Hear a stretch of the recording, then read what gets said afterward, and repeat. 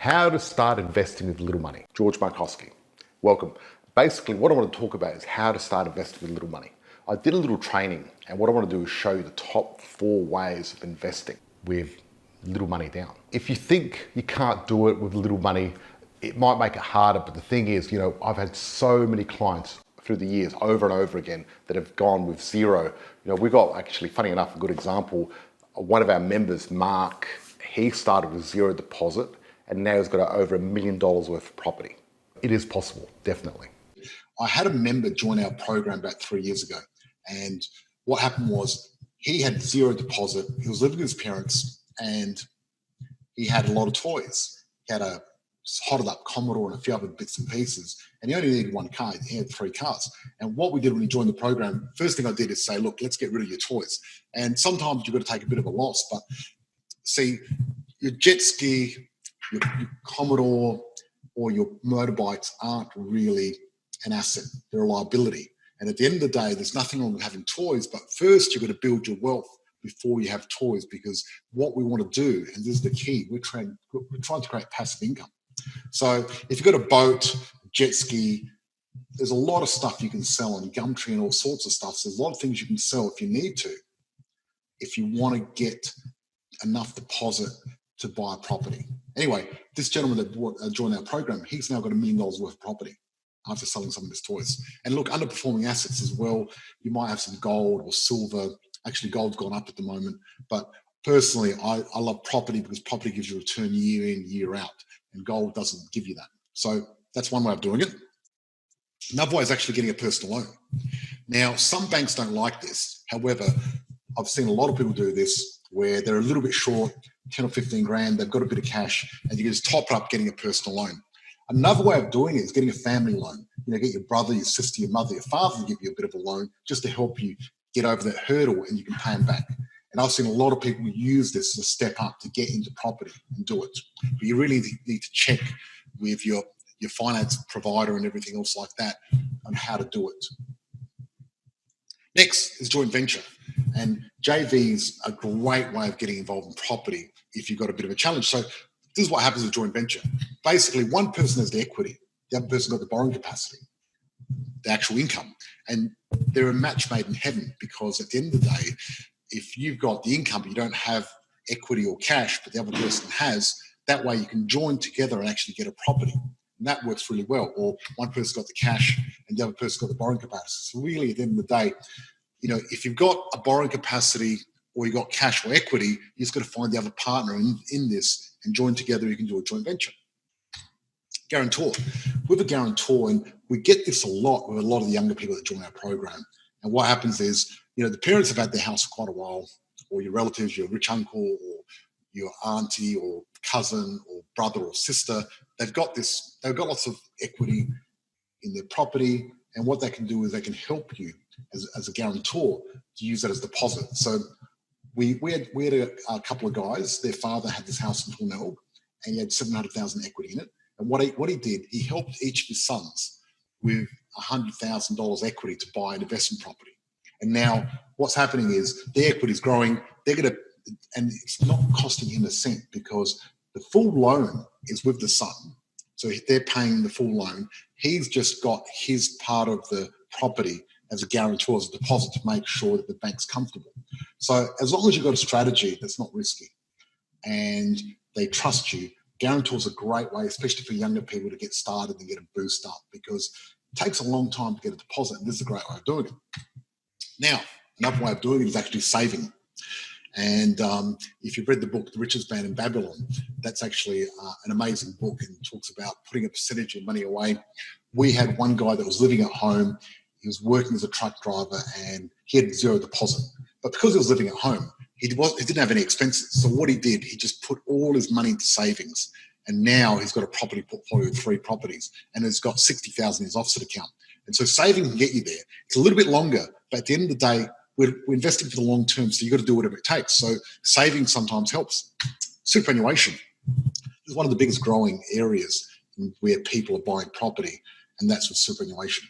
Now, with super, you really need to talk to a financial expert that's licensed to talk about super, to talk about this. So I'll just talk to you a little bit about it, but I'm not I'm not actually a financial planner or a superannuation expert, but I can tell you through experience what I've seen people do. And at the moment, you need a minimum of $180,000 in super, and you need a certain amount of contributions. And that changes from time to time. And that's why you need to talk to a specialist. But what happens is, if you've got enough money in your super and you've got enough contributions, then you can create a self-managed super fund. And then that super fund can borrow money through a bare trust and actually buy property in super.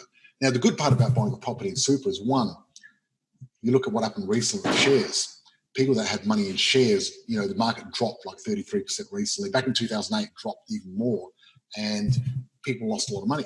However, with the property market, it didn't happen because the property market's more insulated than the share market. So having your money in super having your property in super can actually be a good way of building a long-term wealth. The other thing is, the properties you have in super, the good news about that is you can actually sell it tax-free once you retire and get it all tax-free, which is pretty cool. So then that's the one you sell. That's super. Equity. Equity is a great way, and this is my favorite way of actually investing in property. I really feel that equity is the way to do it, and I'll show you how it works. So basically, if you've got a house and the house is worth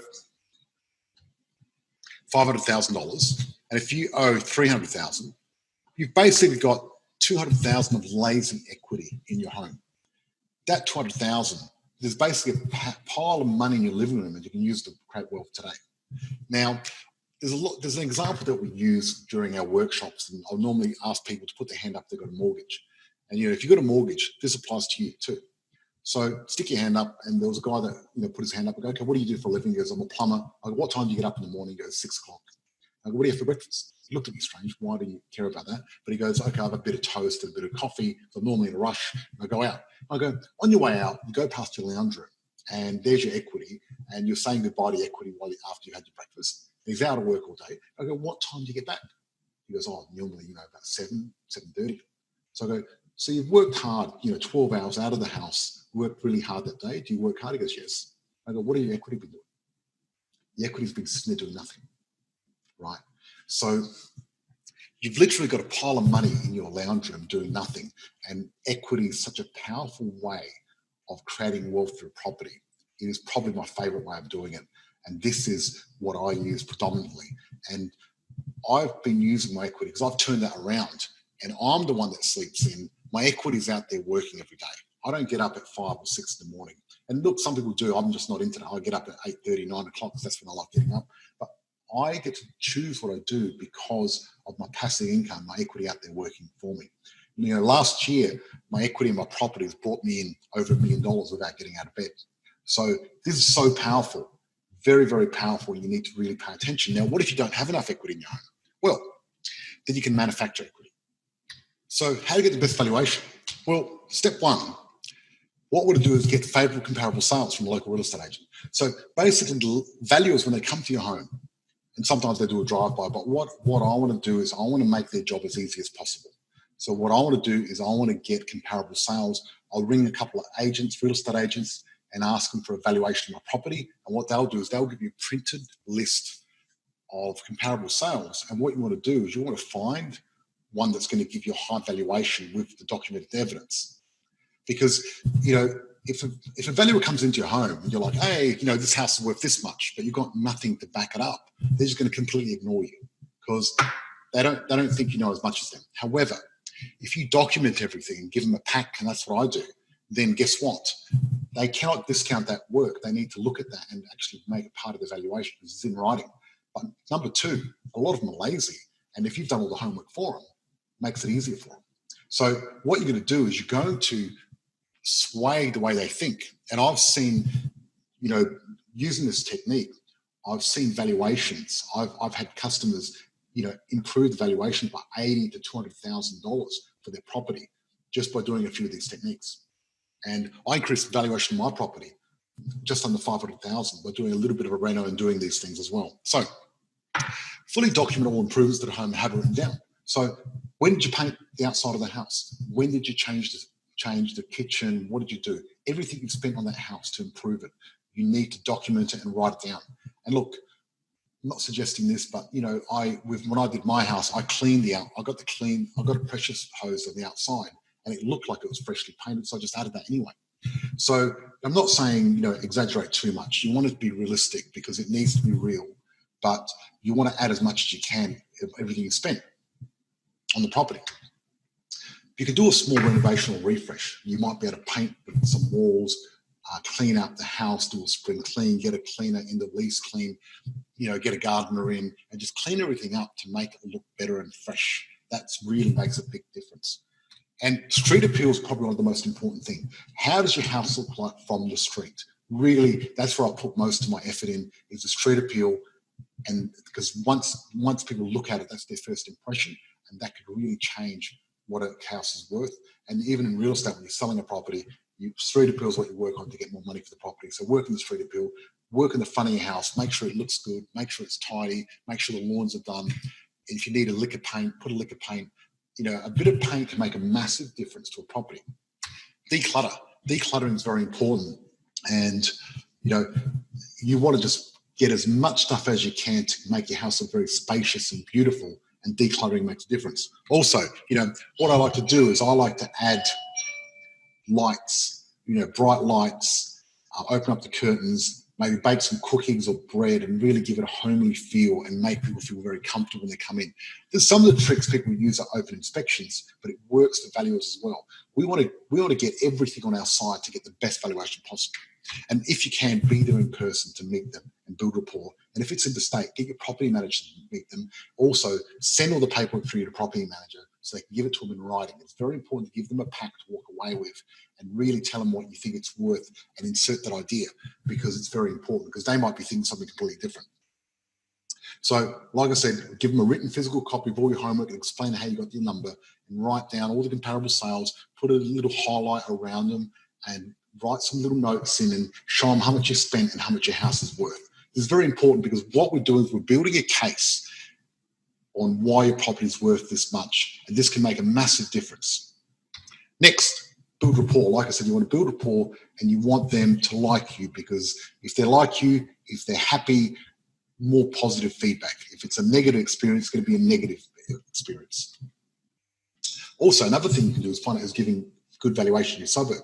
So if you're working with a broker who works well in your area, they would have done a few valuations in the past, and sometimes certain banks got different policies and give different valuations in different places. Valuations are a funny thing, and I've had a valuer come in to the same two properties, next to each other, and they're $80,000 difference, even though they're identical, because it's been a different valuer, different bank, and they've just got different ideas of doing it. And sometimes actually got the same bank with two different valuers. So really finding out who's giving good valuations can help if you can get the right broker who's doing enough volume in there.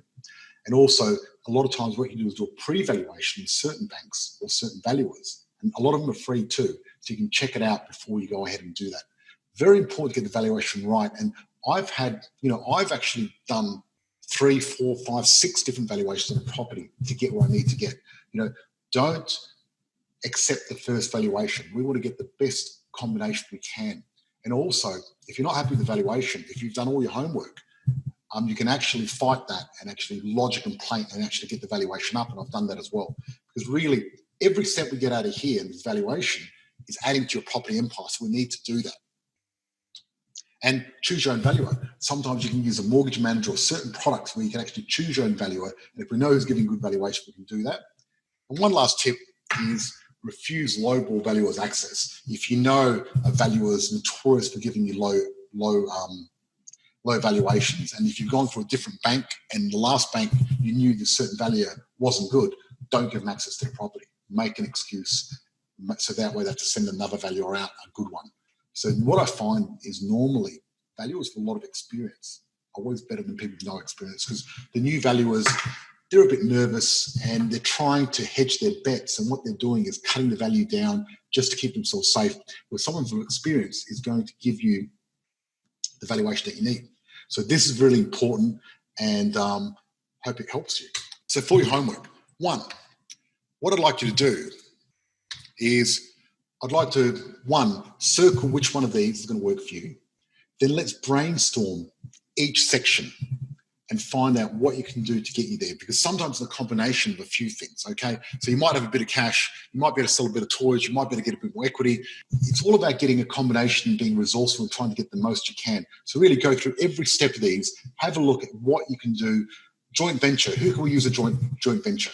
Personal loan, how much can I get a personal loan for? Guarantor, is my grandmother who's really rich that lives across town, or my mum, my uncle, my auntie, who can be a guarantor? How can I save more money? What can I go without? How can I save more money to get there quicker? Have I got enough super? Can I talk to a financial planner? Equity. Do I have enough equity? Can I manufacture more equity?